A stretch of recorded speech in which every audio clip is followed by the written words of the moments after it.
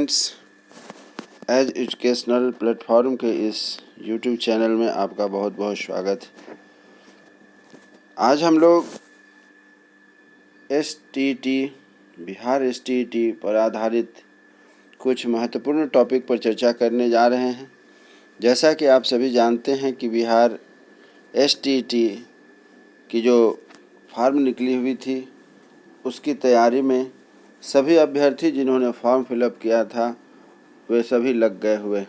अपने अपने स्तर से सभी स्टूडेंट्स, सभी अभ्यर्थी जिन्होंने फॉर्म अप्लाई किया है वो लोग लग गए हैं कि अपनी तैयारी जितनी अच्छी हो सके उसको करना है, क्योंकि यह वैकेंसी बार बार नहीं आती है। यह बहुत गोल्डन अपॉर्चुनिटी मिला है कि आप लोग इसकी तैयारी कर रहे हैं। आपकी तैयारी में मैं थोड़ा सहयोग करना चाहता हूं। इसके लिए मैंने यह वीडियो बनाया है खास करके वैसे स्टूडेंट्स के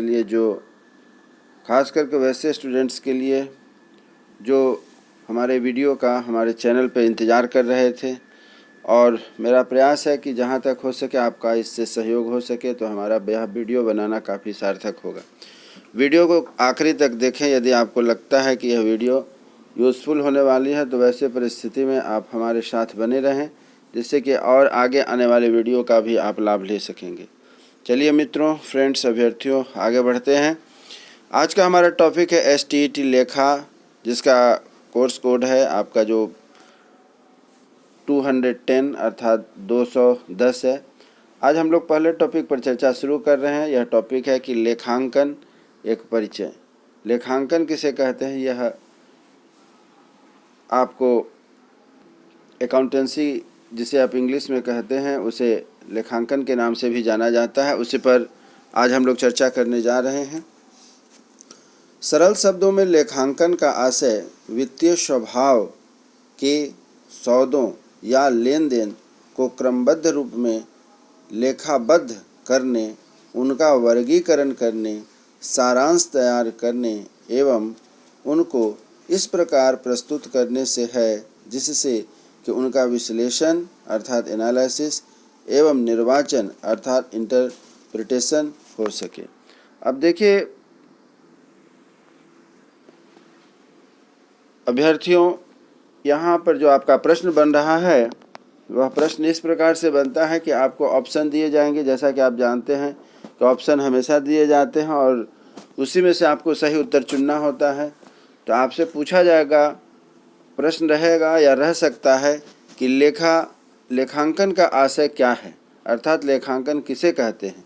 तो आपको वहाँ पर इस जो आपको यहाँ समझाया जा रहा है इस बातों को ध्यान रखना है कि लेखांकन का आशय अर्थात लेखांकन का अर्थ होता है वित्तीय स्वभाव। क्या होता है? वित्तीय स्वभाव अर्थात लेन देन की हम बात करेंगे। यहाँ पर बताया गया है कि इसमें हम क्या करते हैं, सौदे की बात करते हैं, लेन देन की बात करते हैं, व्यापार की बात करते हैं, और इसको क्या करते हैं फिर सिस्टमेटिक ढंग से एक के बाद एक क्रमबद्ध करके सीरियली रखते हैं, को क्रमबद्ध रूप में लेखाबद्ध से अभिप्राय है कि रिटन फॉर्म में रखते हैं, न कि ओरली कोई काम चलता है।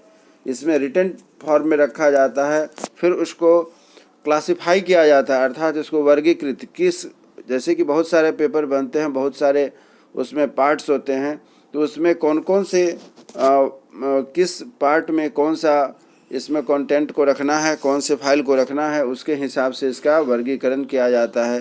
फिर सारांश तैयार किया जाता है। सारांश से अभिप्राय है कि उनको कंक्लूजन के फॉर्म में लिखा जाता है, रखा जाता है, जिससे कि उसको कम से कम समय में आसानी से खोजा जा सके और उसके बारे में विस्तृत जानकारी प्राप्त किया जा सके। अर्थात इसमें विश्लेषण और निर्वाचन अर्थात उसको फिर से शुरू अगर करना है, देखना है, उसके आगे की प्रक्रिया करनी है तो उसको समझने में करने में आसानी हो सके, इसीलिए इसका विश्लेषण भी किया जाता है और इंटरप्रिटेशन भी किया जा सकता है। तो इसे ही हम लेखांकन कहते हैं। यह आपको समझाने का, लेखांकन के प्रति परिचय देने का यह पहला टॉपिक था। अब इसी प्रकार आगे बढ़ते हैं कि हमारा दूसरा इसमें क्या कहता है, राष्ट्रीय आय लेखांकन के जनक। इसमें प्रश्न यह भी बनता है कि इस राष्ट्रीय आय लेखांकन के जनक कौन हैं। तो जनक कौन है? तो राष्ट्रीय आय लेखांकन का जनक प्रसिद्ध अर्थशास्त्री साइमन कुजनेट्स को माना जाता है। अर्थशास्त्री साइमन कुजनेट्स को माना जाता है। और ये साइमन कुजनेट्स साहब इंडिया के नहीं थे, ये विदेश के थे, अर्थात अमेरिका से थे और ये एक अर्थशास्त्री थे। यहाँ पर आपका प्रश्न बनता है कि इसके जनक कौन हैं, तो आप इसमें उत्तर दे सकते हैं कि इसके जनक है अर्थशास्त्री साइमन कुजनेट्स, और इनका जन्म अमेरिका में हुआ था और साथ ही साथ ये एक इकोनॉमिस्ट अर्थात अर्थशास्त्री थे जिन्हें राष्ट्रीय आय लेखांकन के जनक तौर पर जाना जाता है। प्रश्न यह बनता है कि इन्हें किस रूप से जाना जाता है, तो राष्ट्रीय आय लेखांकन के जनक के रूप में जाना जाता है। या प्रश्न यह बनेगा कि राष्ट्रीय आय लेखांकन के जनक हम किन्हें कहते हैं, तो वहाँ आप इसका उत्तर याद रखेंगे, वह कि साइमन कुजनेट्स अमेरिका के जो थे अर्थशास्त्री थे, उन्हें हम लेखांकन के जनक के रूप में जानते हैं। इसी प्रकार आगे बढ़ते हैं। हमारा अगला टॉपिक यह है कि ये तो थे अमेरिका के, यानी कि यह पूरे विश्व स्तर पर उनको लेखांकन का जनक माना जाता है। उसी प्रकार हमारे भारत में भी एक महान हुए हैं जिन्हें भी भारत में भी इन्हें अर्थशास्त्री के जनक के रूप में जाना जाता है। वह है श्री कल्याण सुब्रमणि अय्यर जी। श्री कल्याण सुब्रमणि अय्यर जी ये भारत में अकाउंटेंसी के जनक के नाम से जाने जाते हैं, अर्थात लेखांकन के जनक के रूप में जाने जाते हैं। इनका जन्म 1859 में हुआ था तथा इनकी मृत्यु 1940 में हो गई। तो भारत में अकाउंटेंसी पेशे के जनक के रूप में इन्हें जाना जाता है। भारत में अकाउंटेंसी पेशे के रूप में इन्हें जाना जाता है। तो आपसे प्रश्न बनता है कि अकाउंटेंसी पेशे के जनक के रूप में किन्हें जाना जाता है, तो आप इसका उत्तर याद रखेंगे, कल्याण सुब्रमणि अय्यर जी को जाना जाता है। कल्याण सुब्रमणि अय्यर जी का जन्म 6 जून 1859 में हुआ था और बड़े होने के बाद इन्होंने जब व्यापार शुरू किया तो इन्होंने अपने नाम पर ही फर्म की स्थापना की थी और कालीकट में पेशेवर अभ्यास शुरू किया था। इन्होंने अपना जो कार्यकाल शुरू किया वह कहाँ से किया, तो कालीकट से शुरू किया था और अपने नाम से इन्होंने फार्म खोला था और उसी फार्म में इन्होंने अपने इस कार्य को शुरुआत की। तो इससे हमारा प्रश्न बनता यह है कि भारत में अकाउंटेंसी के जनक कौन माने जाते हैं, तो अकाउंटेंसी के भारत में जो जनक हैं वह कल्याण सुब्रमणि अय्यर जी जाने जाते हैं। और ये अपना व्यापार यानी कि अपना अभ्यास, अपना बिजनेस जो शुरू किए थे वह कालीकट में पेशेवर के अभ्यास के रूप में इन्होंने शुरू किया था। अब आगे बढ़ते हैं कि नेक्स्ट पॉइंट हमारा यह है कि लेखांकन किसे कहा जाता है, इसको और सामान्य भाषा में आपको बताने का प्रयास किया जा रहा है। तो लेखांकन सरल रिकॉर्ड रखने से लेकर नियंत्रण और संतुलन की परिष्कृत प्रणाली तक विकसित हुआ है। यह लेखांकन की आपको और सिंपल रूप में समझाने का प्रयास किया गया है, जिसे कम से कम भाषा में, कम से कम शब्दों में समझा जा सकता है। लेखांकन यदि आपसे पूछा जाए किसे कहते हैं, तो लेखांकन का अर्थ होता है सरल रिकॉर्ड रखने से लेकर नियंत्रण और संतुलन की प्रक्रिया परिष्कृत प्रणाली तक विकसित हुआ है।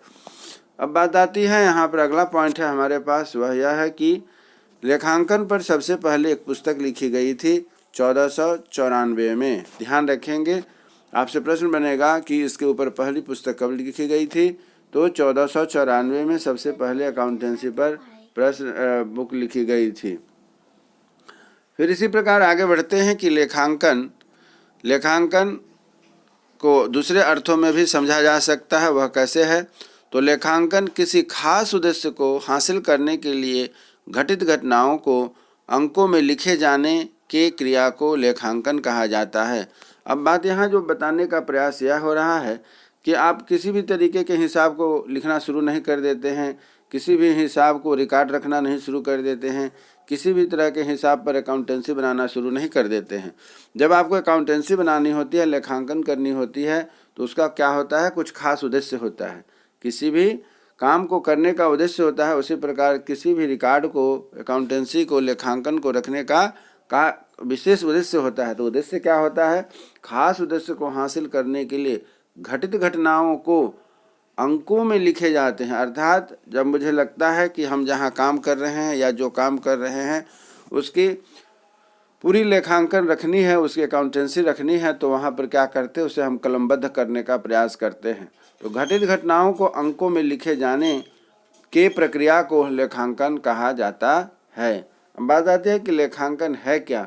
तो लेखांकन को व्यवसाय की भाषा कही जाती है। लेखांकन क्या है? लेखांकन को व्यवसाय की भाषा कही जाती है। हर बात को रखने की अपनी एक तरीका होती है, हर बात को कहने का अपना एक भाषा है। तो लेखांकन क्या है? व्यवसाय की भाषा है। यहाँ प्रश्न यह बनता है कि लेखांकन क्या है? तो लेखांकन व्यवसाय की भाषा है। इसे ध्यान रखेंगे। लेखांकन क्या है? तो लेखांकन को व्यवसाय की भाषा कहते हैं। इसी प्रकार आगे बढ़ते हैं कि आगे क्या कहा जा रहा है।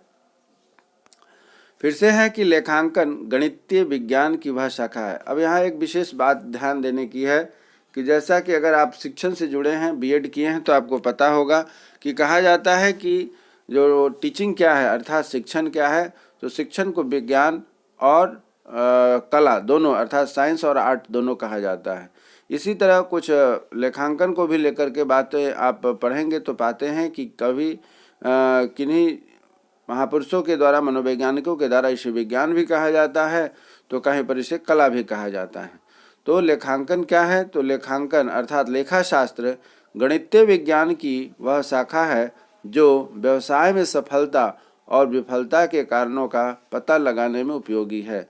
तो कहने का अभिप्राय यह हुआ कि विज्ञान का हमारा उद्देश्य क्या होता है? विज्ञान में हमारा उद्देश्य यही होता है कि हम जो भी काम करते हैं उसका एक ऑथेंटिक प्रूफ के साथ एक फाइनल आंसर तक पहुंचते हैं, शोध के साथ उसका एक अंजाम तक पहुंचते हैं।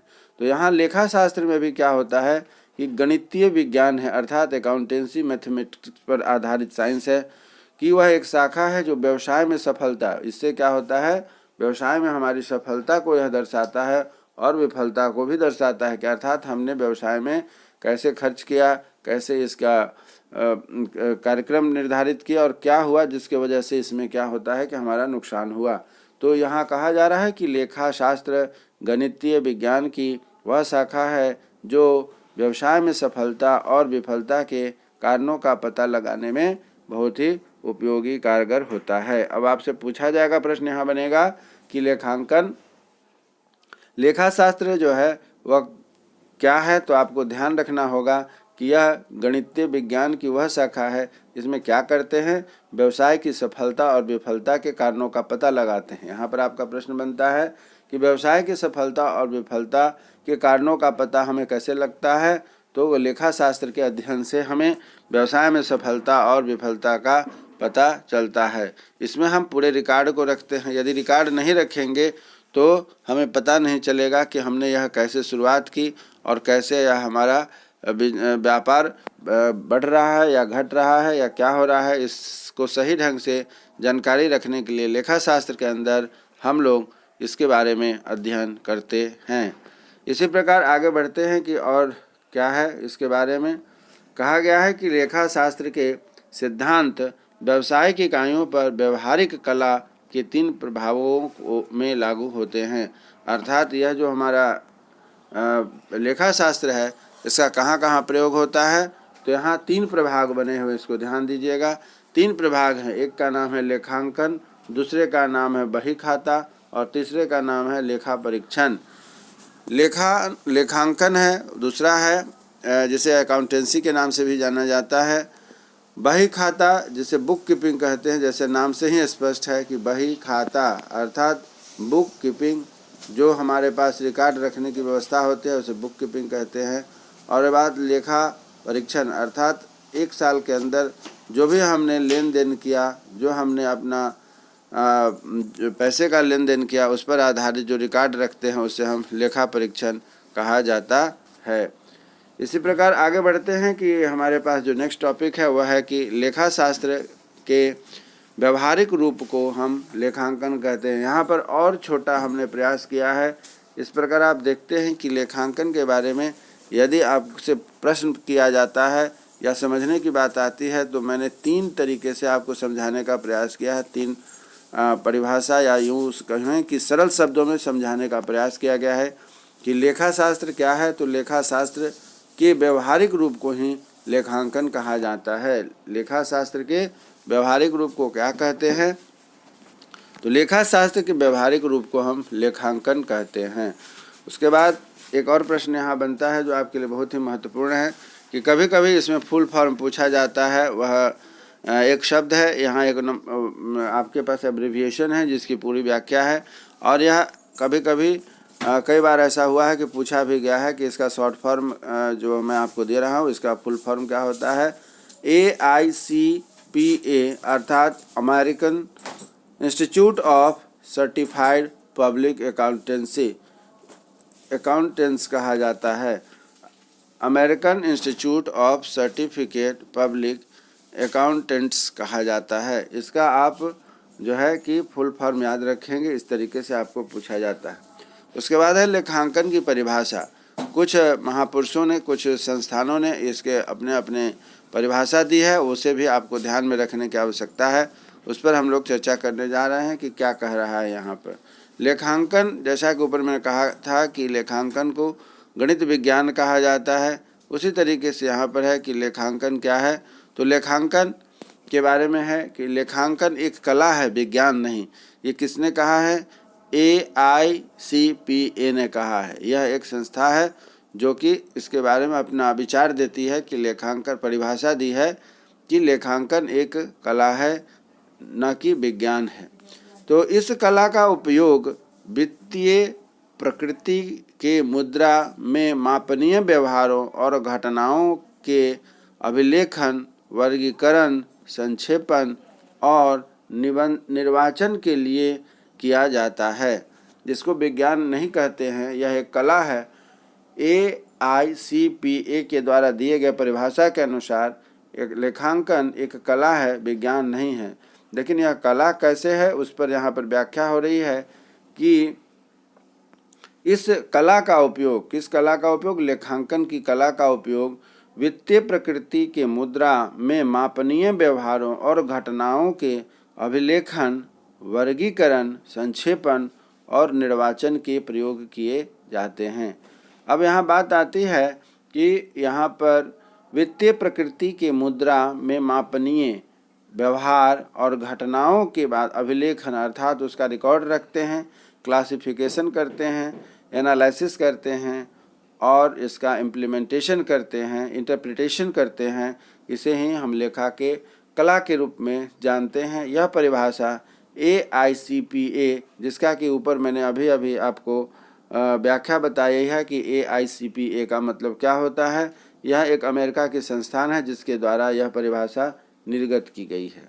इसी प्रकार एक दूसरी परिभाषा भी है जिसको कि AAPA ने निर्धारित किया है, जिन्होंने अपना इस परिभाषा को निर्गत किया है कि लेखांकन एक सेवा गतिविधि है। क्या है,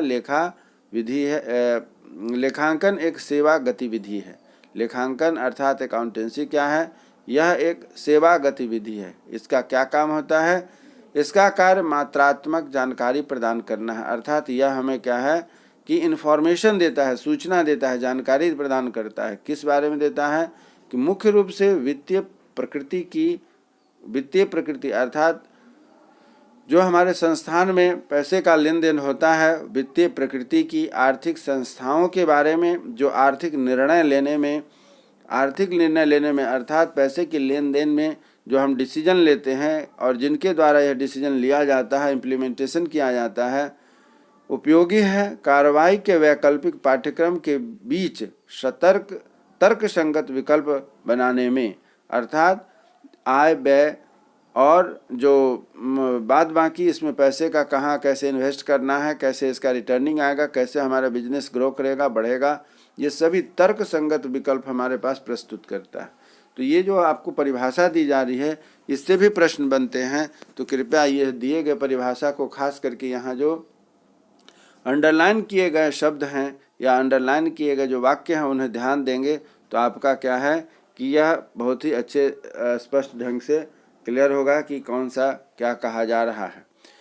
इतने सारी बातों करने के बाद एक बार पुनः आपके पास अति सरल ढंग से इस बात को रखा जा रहा है कि लेखांकन क्या होता है।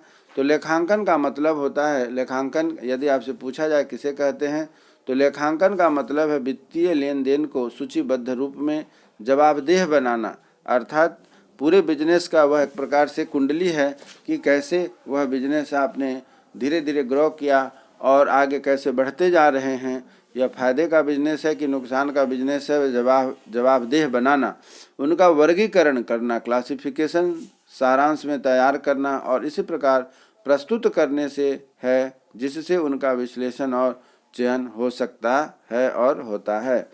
इसी प्रकार हम आगे बढ़ते हैं। आगे कुछ और बातें हैं जिसके ऊपर हम लोगों को चर्चा करनी है। वह यह है कि लेखांकन की विशेषता क्या है, आखिर क्या कारण है, क्या वजह है कि हम लोगों ने लेखांकन को पढ़ना शुरू किया। यदि लेखांकन ना होता तो फिर क्या होता, या लेखांकन करना कितना आवश्यक है, इस बात को भी हमें जानना चाहिए। इसलिए कहा गया है कि लेखांकन की क्या विशेषता है, इस पर हम लोग बात करते हैं, चर्चा करते हैं। तो यहाँ हमारा टॉपिक है कि लेखांकन की क्या विशेषता है। लेखांकन की विशेषता क्या है, इसमें अभिलिखित तथा वर्गीकृत लेन देनों और घटनाओं का सारांश तैयार किया जाता है। इसकी क्या विशेषता है कि जो हम पैसे का लेन देन करते हैं या इससे रिलेटेड जो हमारे पास लिखित में जो रिकॉर्ड होते हैं उसकी बात हो रही है कि इसमें अभिलिखित तथा वर्गीकृत लेन देनों और घटनाओं का सारांश तैयार किया जाता है, उन्हें विश्लेषित किया जाता है तथा उनका निर्वाचन किया जाता है। जब अकाउंट्स तैयार होती है तो उसमें सारे डिटेल्स होते हैं, आय और व्यय का तथा लेन देन का, सभी तरह की का उसमें पुनः काफ़ी विस्तार से होता है। इसलिए कहा गया है कि उन्हें विश्लेषण किया जाता है तथा उसका निर्वाचन किया जाता है, अर्थात उसके आधार पर उसका इम्प्लीमेंटेशन या इंटरप्रिटेशन भी किया जाता है। एक इसकी और विशेषता है कि वित्तीय समंकों का विश्लेषण, निर्वाचन लेखांकन की कला ही है, जिसके लिए विशेष ज्ञान, अनुभव, योग्यता की आवश्यकता होती है। एक बात और यहाँ ध्यान देने की है कि कोई भी व्यक्ति इस लेखांकन की क्रिया को नहीं कर सकता है, उसके पास कुछ विशेष अनुभव होने चाहिए, उनके पास विशेष दक्षता होनी चाहिए। तो क्या है वे, जिसके लिए उन्हें विशेष ज्ञान, अनुभव, योग्यता की आवश्यकता होती है। यहाँ विशेष ध्यान देने की आवश्यकता है वह क्या कि इन बच्चों को जिन्हें कि यहाँ पर पढ़ना है लेखांकन के बारे में, उसे यह जानकारी होनी चाहिए कि क्या करना है। उन बच्चों को या जो लेखांकन की रिकॉर्ड रखना चाह रहे हैं, उन्हें ज्ञान होना चाहिए कि आय व्यय कैसे लिखा जाता है, कैसे रखा जाता है। कुछ न कुछ अनुभव भी होने चाहिए। योग्यता अर्थात उनका बैकग्राउंड कॉमर्स बैकग्राउंड का होना चाहिए, तभी जा कर के वह इस काम को कर सकते हैं। इसीलिए कहा गया है कि वित्तीय समयों का विश्लेषण एवं निर्वाचन लेखांकन की कला है, जिसके लिए विशेष ज्ञान, अनुभव और योग्यता की आवश्यकता होती है। यही बात यहाँ पर विशेष रूप से कही गई है। अब यहाँ एक बात और हमारे जानने के लिए है कि आखिर यह लेखांकन होता कितने प्रकार का है, कैसे हम इसको ये करेंगे। तो आपको जानकारी होनी चाहिए। यूँ तो बहुत सारे हैं, लेकिन जो मुख्य इसके भाग होते हैं, प्रकार हैं, वे आपके पास हैं। वे 8 प्रकार के होते हैं। नंबर 1 में है कि वित्तीय लेखांकन, नंबर 2 में है प्रबंधन लेखांकन, नंबर 3 में है सरकारी सूचना, नंबर 4 में है सार्वजनिक लेखा, नंबर 5 में है लागत लेखांकन, नंबर 6 में है फॉरेंसिक अकाउंटिंग, नंबर 7 में है कर लेखांकन और नंबर 8 पर जाता है लेखा परीक्षण अर्थात जिसे हम ऑडिटिंग भी कहते हैं। अब बात यहाँ सबसे महत्वपूर्ण निकल करके आई कि यहाँ पर लेखांकन को हम 8 भागों में बांटते हैं और इसके आधार पर आगे की हमें तैयारी करनी है। मित्रों, अभ्यर्थियों, मैं उम्मीद करता हूँ कि मैंने जो यह आपके STET परीक्षा की तैयारी में जो प्रयास किया है कि आपके लिए जहाँ तक हो सके कुछ सार्थक प्रयास मैं आपके लिए करूँ। यदि आपको यह लगता है कि यह हमारा प्रयास सार्थक है तो लाइक शेयर के साथ साथ अधिक से अधिक संख्या में सब्सक्राइब करें, जिससे कि इस पर आधारित और भी आपके पास अच्छे से अच्छे वीडियो लेकर के मैं आपके पास उपस्थित हो सकूं। प्रैक्टिस सेट भी रहेंगे तथा बाकी अन्य टॉपिक पर भी चर्चा होगी। यह आपके ऊपर निर्भर करता है कि आप हमारे मनोबल को बढ़ाने के लिए क्या करते हैं, अर्थात अधिक से अधिक लाइक शेयर के साथ साथ में सब्सक्राइब करें। इसी उम्मीद के साथ कि फिर अगले वीडियो में आपके साथ दोबारा मुलाकात होगी। आप स्वस्थ रहें, मन से पढ़ाई करें तथा अपने STT की तैयारी को अधिक से अधिक मनोबल के साथ करें। जहां आपको दिक्कत हो, आप इस परीक्षा से संबंधित तैयारी को लेकर हमारे कमेंट्स बॉक्स में अपने समस्या को लिख करके दें। मुझसे जहां तक संभव होगा मैं आपके लिए प्रयास करूंगा। तब तक के लिए जय हिंद, जय भारत।